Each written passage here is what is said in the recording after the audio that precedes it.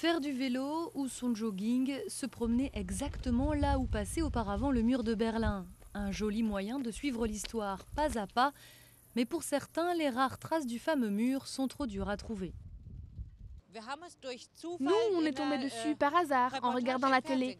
Sinon, on se serait probablement demandé où étaient les derniers restes du mur. Ici, au mémorial du mur, dans le centre de Berlin, les visiteurs peuvent voir et même toucher les 3 derniers kilomètres encore debout.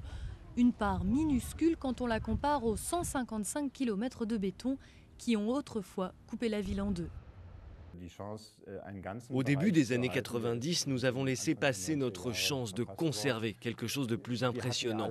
Nous avions tellement peur que le mur soit de nouveau érigé que le réflexe a été de l'éradiquer complètement, de s'en débarrasser. Cette portion de 1,3 km, appelée la East Side Gallery, est la plus longue section que l'on peut voir de nos jours. Sur la Potsdamer Platz, quelques blocs de béton délimitent ce qui a été autrefois la frontière. Maintenant, on la traverse sans même y penser et un des blocs est devenu, au fil du temps, un mémorial à chewing-gum. Le mur, ce n'est pas Mona Lisa, ce n'est pas une œuvre d'art, on doit le rappeler. Environ 600 personnes ont été tuées en tentant de franchir le mur de Berlin pour fuir l'ex-Allemagne de l'Est. Même si personne ne le regrette, beaucoup pensent que l'éradication totale du fameux mur serait une erreur, car elle ferait oublier une période mouvementée de l'histoire allemande.